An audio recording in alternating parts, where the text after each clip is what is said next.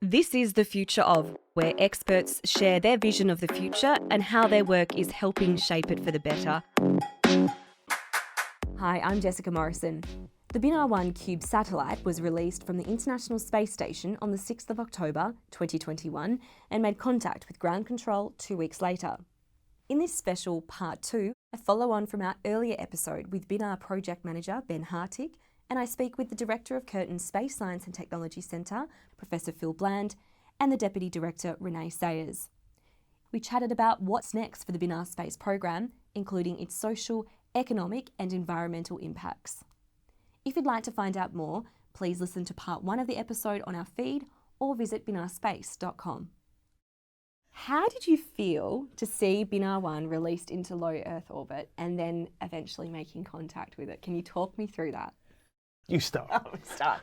Well, there's two very separate things there. So the moment of watching it go out of the International Space Station and seeing this gorgeous, tiny little cube, little 10 by 10 by 10 square centimeters going out and into space and seeing literally it in front of clouds and the International Space Station there and having the cross to the mission control, all of that just literally took your breath away because you've been working for however many years and looking, over each other's shoulders and supporting each other in this idea, and then doing it and then seeing it coming together, having that crystallize in a moment is just awe-inspiring, and lots of squeals.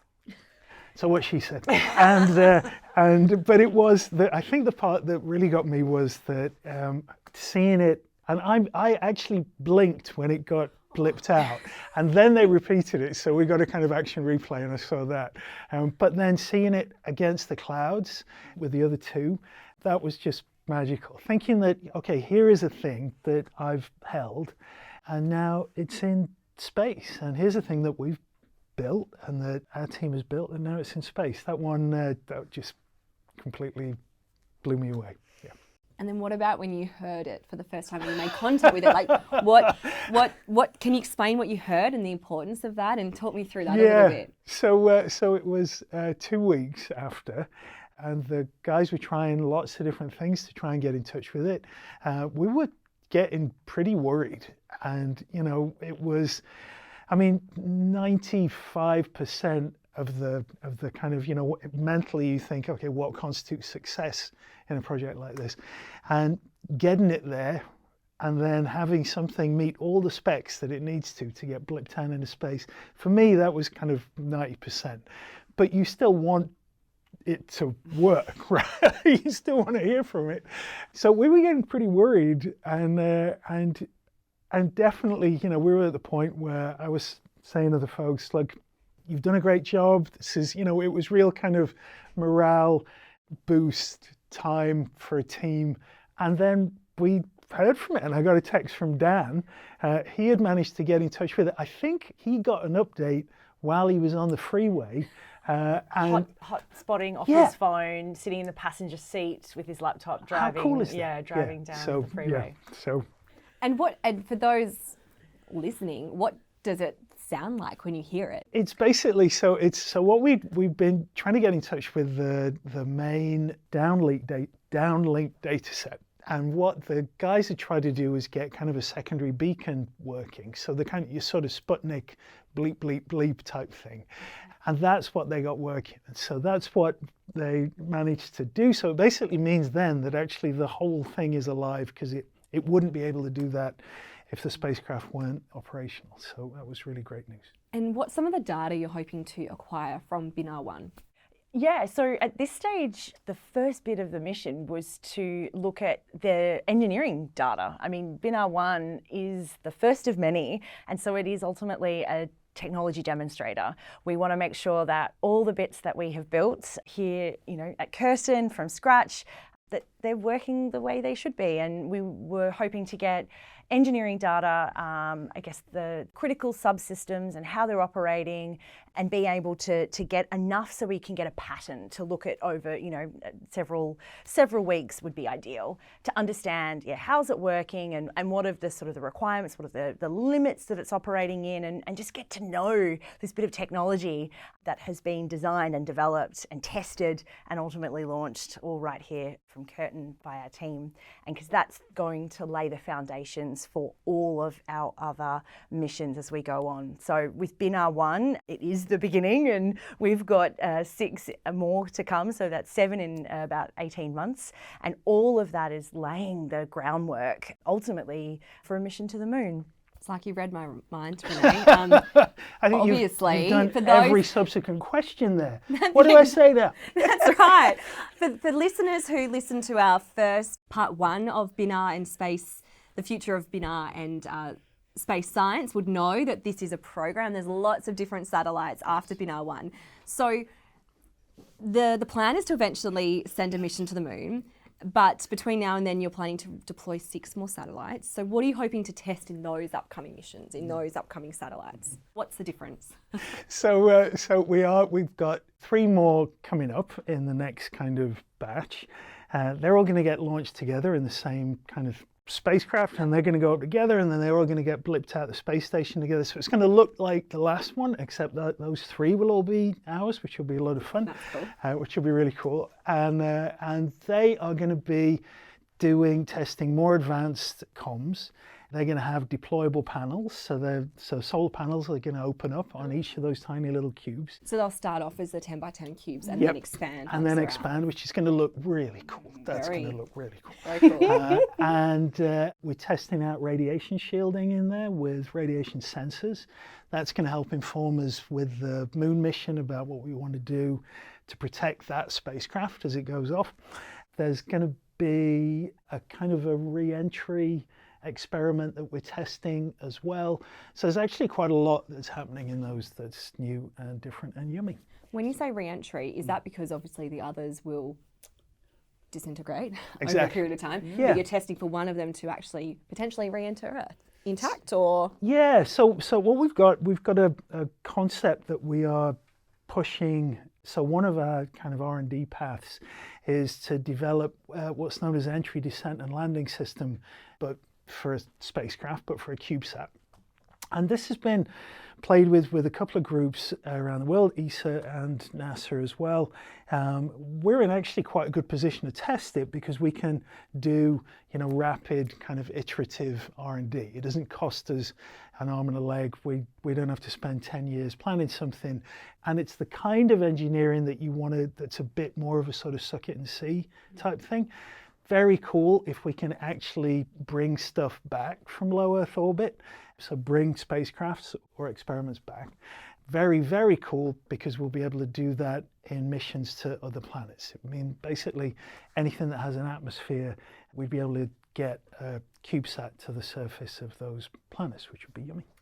Your program manager, Ben Hartig, in part 1 of this series, we'll call it, chatted about briefly the moon mission. What do you want that to look like? What are some of the preliminary details you might be able to share with us? There's a really nice niche for CubeSat class spacecraft in the next 10 years, I think, in planetary exploration, because previously all space missions have had to need a kind of a dedicated launch vehicle, right? So one big rocket per spacecraft. And that's a huge additional expense when you want to send something to the moon or to an asteroid. In the next decade, you're going to have a lot of big missions going to the moon to do a whole bunch of other things. So having something that's small enough to ride along there cuts out a huge amount of the cost, and that's a big opportunity. So we've got a concept that'll do kind of geophysical exploration at the moon, getting a really nice magnetic survey. It's the kind of thing that companies do in WA all the time, and we're going to be doing that at the moon. And NASA are really excited about that. They've kind of said over a coffee that maybe they could give us a free ride if we built a spacecraft. Not many people say they've had coffee with NASA. So I love that. The amount of human-made satellites and space debris orbiting Earth is becoming a bit of an issue with mission launches. Can you talk about how, as a CubeSat, much smaller, Binar-1 and its future siblings, we'll call them, presents a more sustainable alternative to traditional satellites? Renee, sorry, not Ben. Phil, sorry. Renee or Phil, either or. Yeah, so it's interesting because with larger, even though we still call them small satellites, larger satellites, you know, they may not be up there for as long. So when we look at small CubeSats, particularly like Binar-1, I mean, its life in orbit is somewhere between 18 months, 2 years, depending on space weather and other bits and pieces, how it's interacting with the upper atmosphere. And so what you're going to get is a mission that actually, you know, it's not going to stay up there forever. What you're going to get is the mission at some point will end, and literally the spacecraft will burn up in our atmosphere. And so that's one element of looking at spacecraft up there in orbit. If you have that sort of plan, you're not just creating these giant, big spacecraft, popping them up on orbit, and then you can't really do anything about them at the end of life, or if, you know, systems or technology need to be updated or upgraded, you can't just sort of pop up there and do that very easily. And so there's a lot of debris. And then, of course, the issue in space, if there are the Kessler syndrome, if you have bits of debris interacting, it's like literally a paint speck, something the size of a marble can absolutely cripple a spacecraft, right? Wow. And so, yeah, so the movie Gravity with Sandra Bullock and, you know, a spacecraft disintegrating in orbit and then it kind of ripping through where the International Space Station is, like that's an actual scenario that could happen. And we have seen damage and literally spacecrafts be rendered useless because of small size of marbles or a paint fleck, but it's traveling at the speed of a bullet. So of course, you know, that's going to rip through an astronaut, you know, their suit. They're going to provide a lot of damage, particularly if it hits on something critical like a solar panel. And so therefore your power budget's going to be out of whack, and ultimately you're going to have just dead tech up there orbiting around. And if that whacks into another bit of debris, then you're creating more debris, and so it's this sort of like runaway effect. And so there's craziness up there. There's a lot of stuff, and so, you know, that's actually one of the things that the Space Agency in Australia was concerned about, is making sure that, you know, whatever we're doing, it's sustainable, and that's what we're contributing to. And the small spacecraft, particularly, well, it's nano class, so that these CubeSats that Binar-1, you know, that space that they occupy, I mean, it is one thing. It'll have a limited life up there, and it will deorbit. And I mean, it'll ultimately become a Binar, right? Binar is the Noongar word for fireball, and that'll be its ultimate. It's really ultimate cool. I like end. that. Yeah. Very nice, Yeah. very poetic. Well, it starts, you know, with the Desert Fireball Network, True. the origins of our you know, centre, and the work and the heritage from that research program and technology, and it'll end with Binar. It's really beautiful. Goes to the future of Binar, which is the title of the podcast. Great So I love that. Circle of great life, circle of of life. space. We got life. there. And part of the program's vision is to socialise space. And Phil, I caught something on your LinkedIn recently.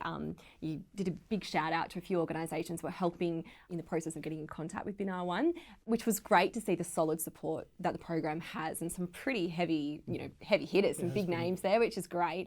But the thing that really struck me was that you talked about the amateur community and what they did, and that really spoke to me about socialising space. So can you kind of talk to us about what are the next steps to make that happen, whether it be with the amateur community or with schools or startups and things like that? Yeah, I mean, it's been a wonderful experience with Binar-1, and how engaged the amateur radio community has been with us, and what a huge help they've been. It's just been lovely. Our engineers, you know, talking to them, iterating it with them, they've been helping, you know, as the thing, we only see it for like 10 minutes as it crosses our sky.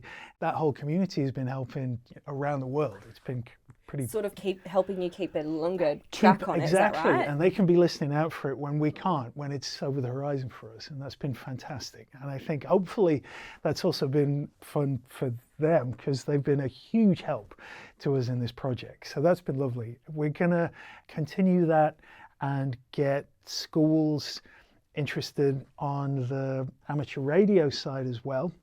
So we've got to design, this is a big thing that Ben has been driving a design for antenna that high schools can set up, basically kind of a template that our engineers have put together, just stuff you can buy in Bunnings.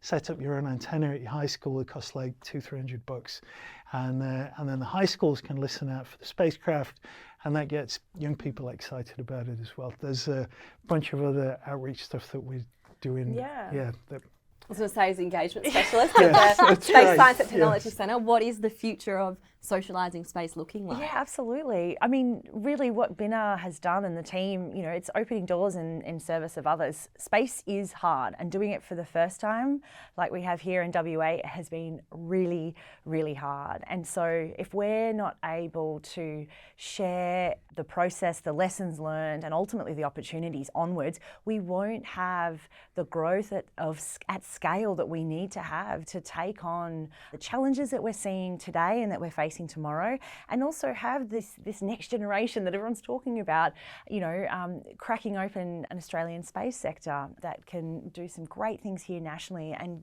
connect and compete internationally. So really it does start with access to space, and what that actually means, you know, when we talk about the radio antenna and the amateur radio community, well, that's the gateway, right? So once you have something in space, you've got to be able to communicate with it. And so without needing to go through the it's like the ground floor, right? So, you know, without needing to go through building it yet yourself, you're still able to have real world, hands-on, something that's technically challenging but so incredibly rewarding. You're doing something you've never done before, and you're showing that it's possible, and you're bringing the school and the community together around that, so that can increases pride and increases ownership. We want space to be for everyone here in WA and across Australia, because it hasn't been beforehand. And so that's the real power that we see of Binar and the platform. It also means that it's a nice runway to get people excited after getting their hands, you know, dirty with, you know, cutting their teeth on these real world, you know, technology challenges, to start looking at, well, what do I want to do? If I could design an experiment or build an instrument or code a program and have that up in space, what does that actually look like? And because of the way Binar's being designed, it's, you know, we print them all on the guts of the spacecraft, the bus.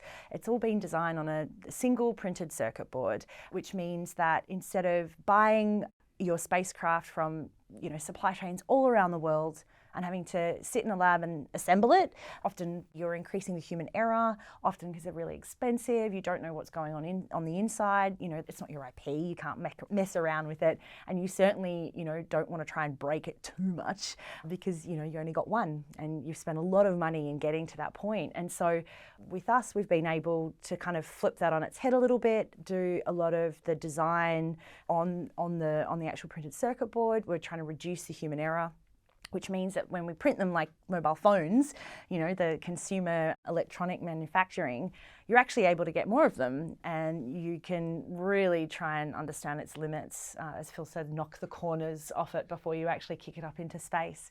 And because we can do that, it means we can do some cool things like open up more space on those 1U, those CubeSats, for instruments and payloads for our students here at Curtin University and across WA.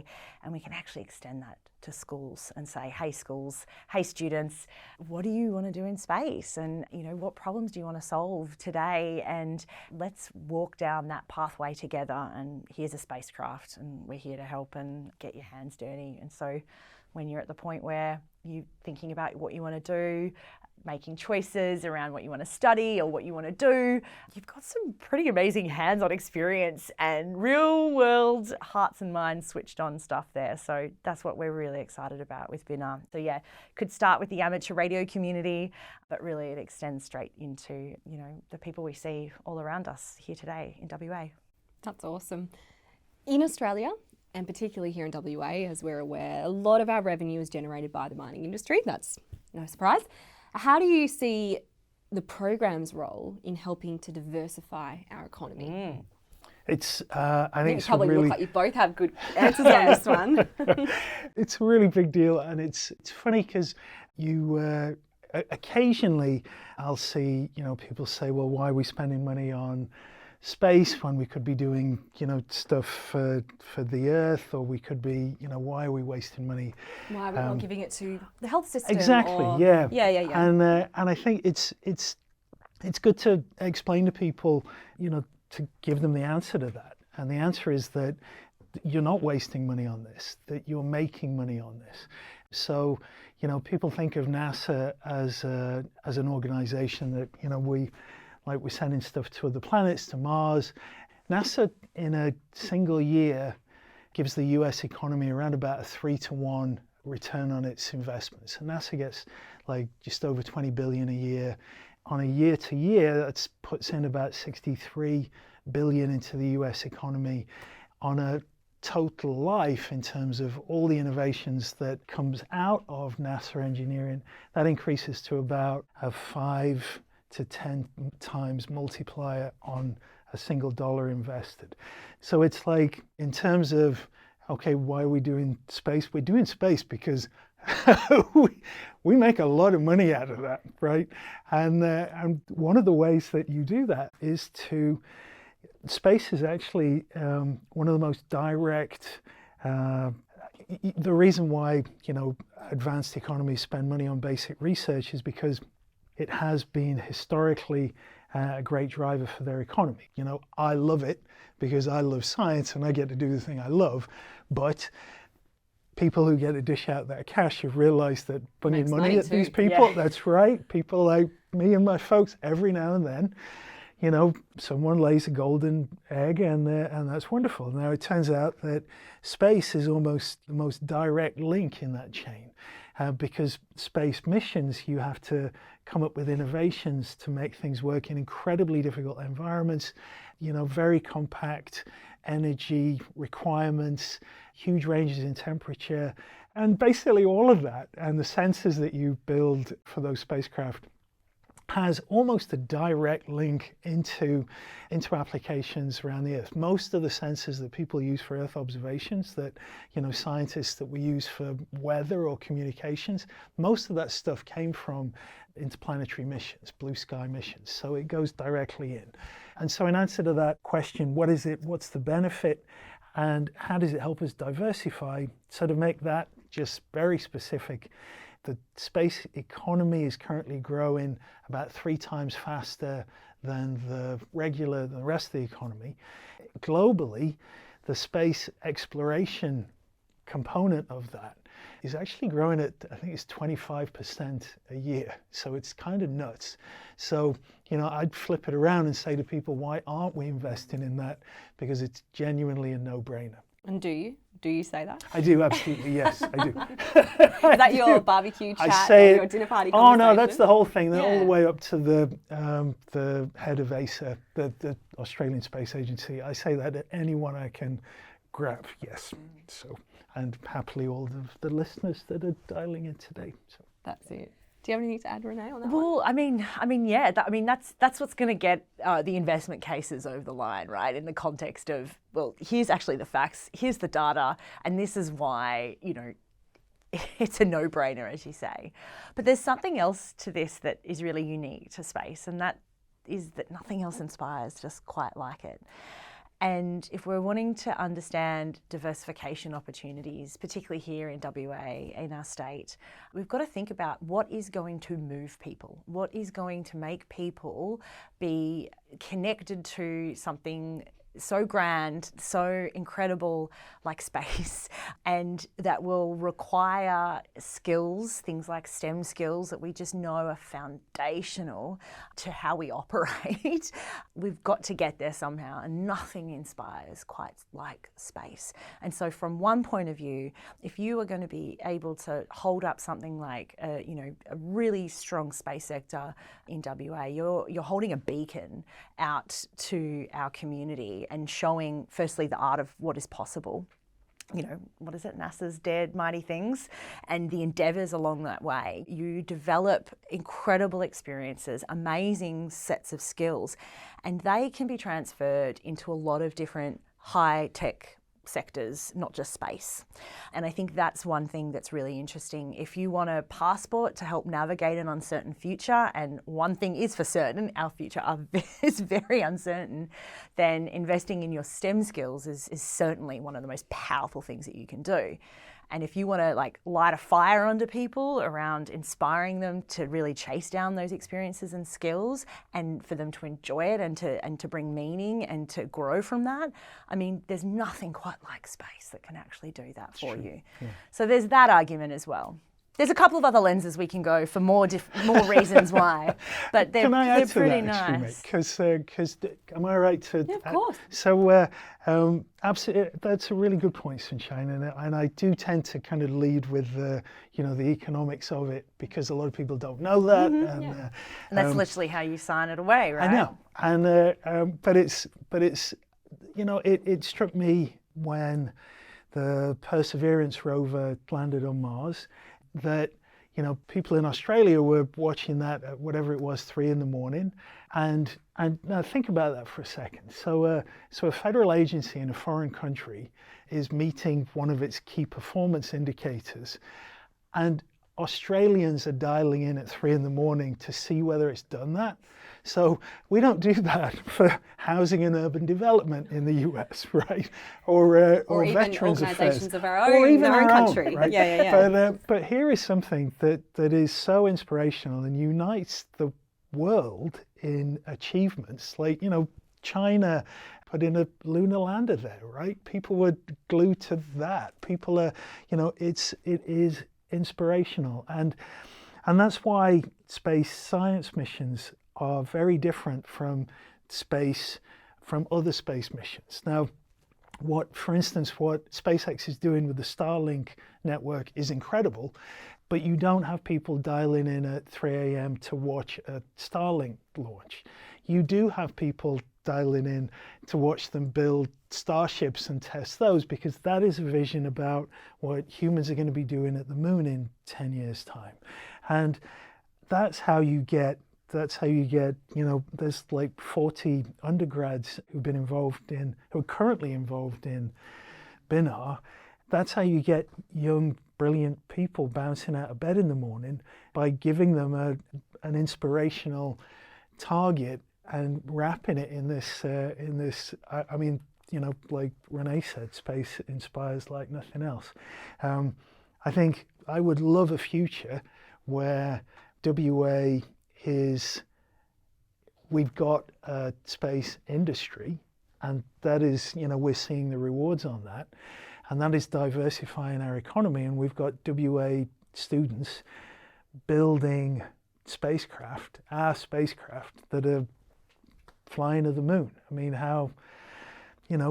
I'd be really very proud to be helping that happen. I think that would be a pretty nice future. And as Ben said, launching stuff and flying your own things, that'll create jobs, but going to the moon, that's going to create careers, and that will redefine, I think, the generational outlook of who we are as WA. And I think when we talk about diversifying the economy, we have to think about what could possibly challenge our identity at that scale. And again, nothing else comes close to the potential of space. Beautifully put, you two. It leads very nicely in probably my last question, talking about inspiration. What inspired you both to work in this area? Well, it all started, Jess, when I was a young girl. I was very annoying and I asked lots of questions, often why, and honestly, it was like, often about the space. Ran off to join the circus. Yes, I'm getting it. There's an arc. But yeah, okay, just bury the lead a little preempted bit. It. So no, honestly, I was fascinated by looking at the stars. I grew up in the foothills of Mount Dandenongs in Melbourne, and so we actually had a decent sky, from what I remember. And so I would get like astronomy books given to me as gifts, and they would like pile up. And one of the things I used to do was look at the NASA website. So I was about 16 when this particular memory I'm about to share came about. But I would look at the NASA websites. I loved the planetary nebulae. I loved understanding how, dust and gas can produce stars and ultimately all the things that we see, and then sort of cosmology, and so a lot of like the philosophical questions around space, and often like taking it to the extreme and like, ultimately why we are here and how even is all of this. And so I enjoyed that. And so looking on the NASA websites, I found this, at the time it was called the Office of Space Science and Public Outreach, and I wrote an email to them after having that sort of little tingle feeling at the back of my head, and they wrote back. And so it was literally be like, what is this? It looks like you're out talking to people about like science and space and things. And they wrote back and they said, that's it. We're either scientists or engineers, worked on stuff, and we want to give back to the community, or we're teachers, or we just want to share it with the community. They said the word education and public outreach, and so I had a little hunt, and there was a place in Australia that did outreach, and it was called Science Communication. And so I sort of saw that there was a postgrad in that, and so I literally, yes, Phil, went and ran away to join the Science Circus, which was the Australian National University. It was a postgrad in Science Communication. It's now a master's program, but that literally was, I went to uni, did an astrophysics degree, and ran away to join the Science Circus, and then spent another decade or so sharing the science joy and I guess trying to light other fires of exploration and wonder in others. But yeah, there's something special about space and that source of inspiration. I think there's so much diversity in it, and I think it's another reason why I believe that, particularly here in WA, but in general, it's going to take the next step is going to take our diversity, and something like space unites like nothing else, because we can all find something about it that we can tap into. And, that's my story, and I know it's going to be completely different to other people. Like you, Phil, what inspired you?